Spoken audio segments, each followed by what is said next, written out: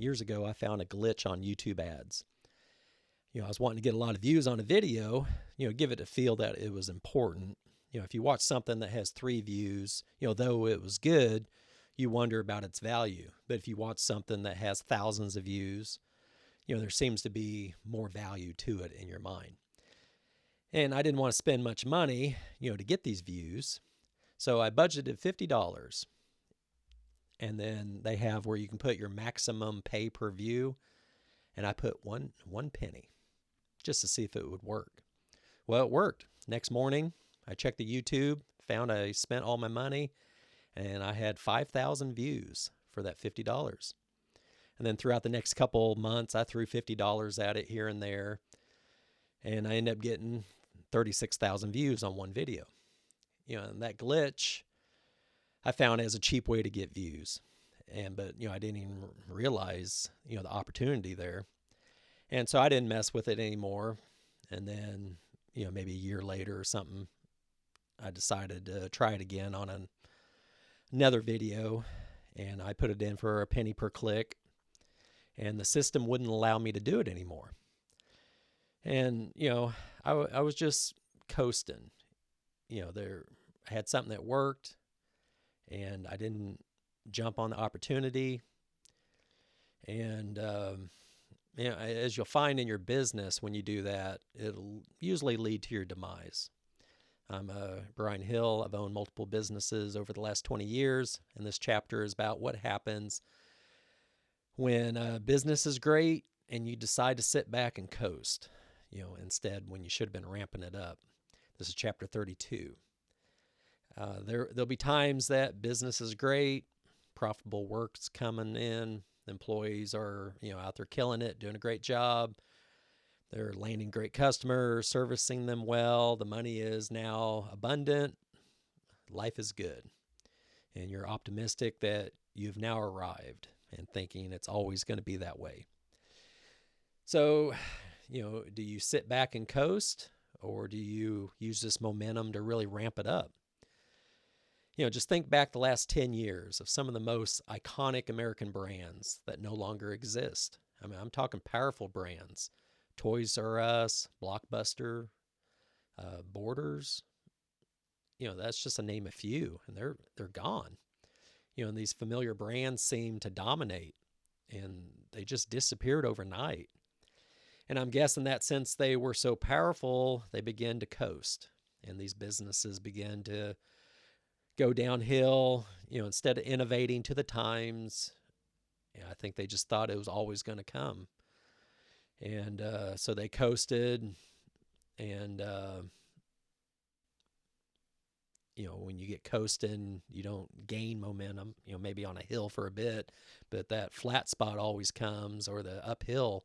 And then anytime you hit an obstacle with the momentum, you can bust through. But I'm sure they just slowly ran out of steam, as these more innovative companies that had stronger internet presence, made these behemoths obsolete.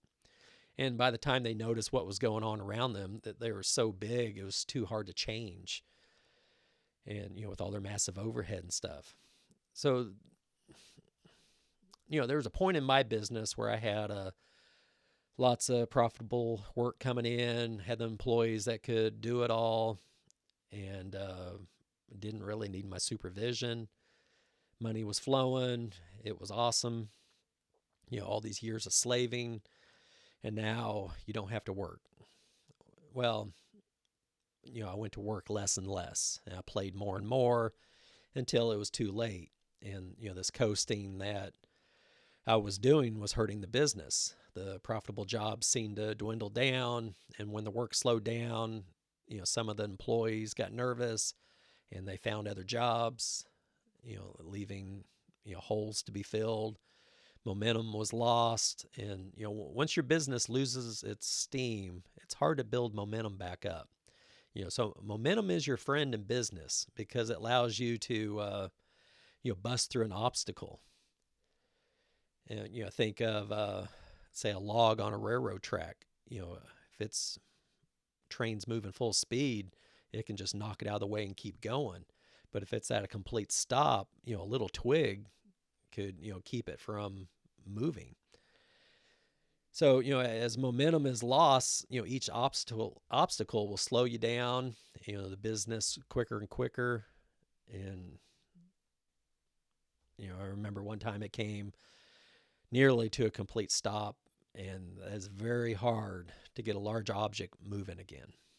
And, it took a while to gain momentum after that.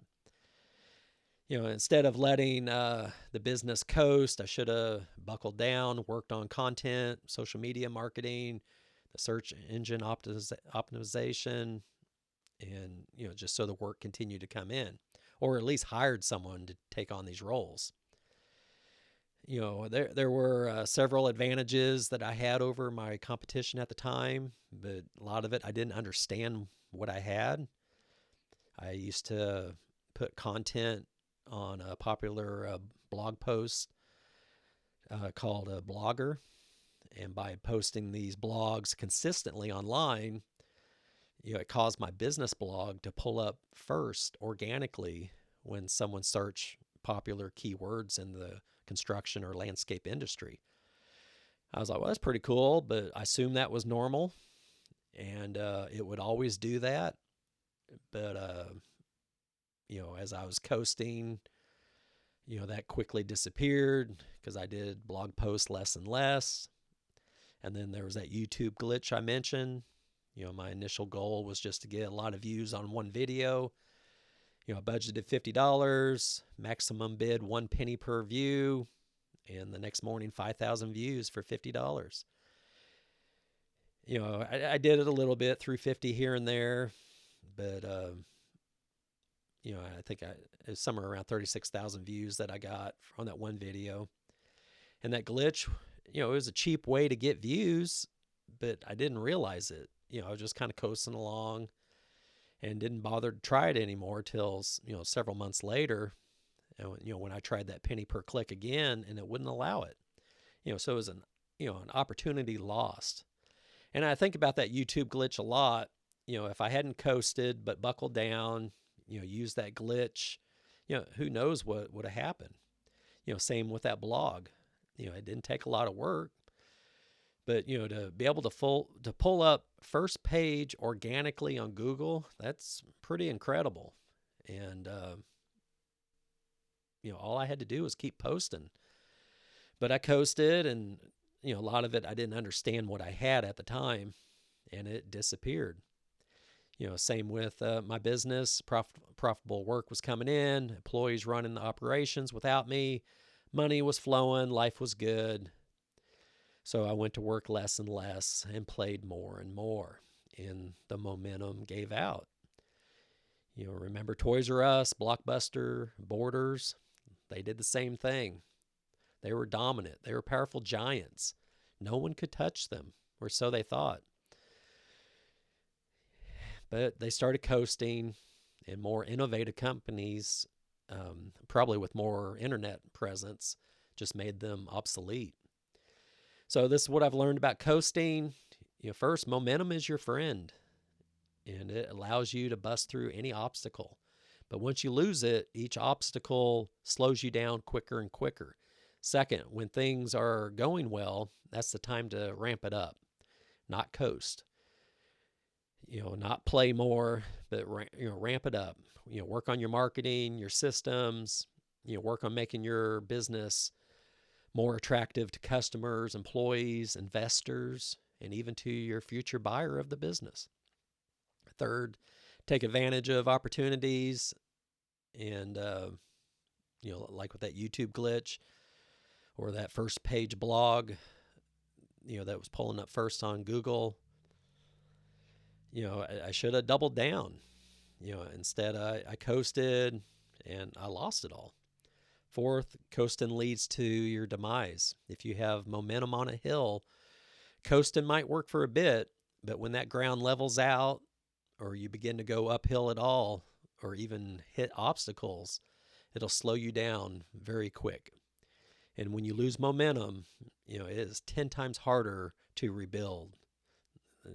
10 times harder to rebuild than to maintain. I should have kept posting those blogs. I should have kept running those YouTube ads. I had a penny per view.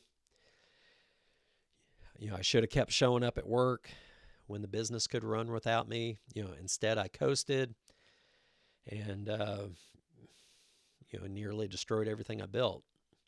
So don't make that same mistake. This is chapter 32. Business is a journey, not a destination, and this journey is your life. Hit that like button, subscribe.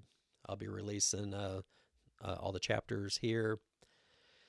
The next chapter, we're talking about trying new things. So looking for opportunities and seeing if they're a viable business venture. So, don't coast. Your momentum depends upon you. Thanks for watching.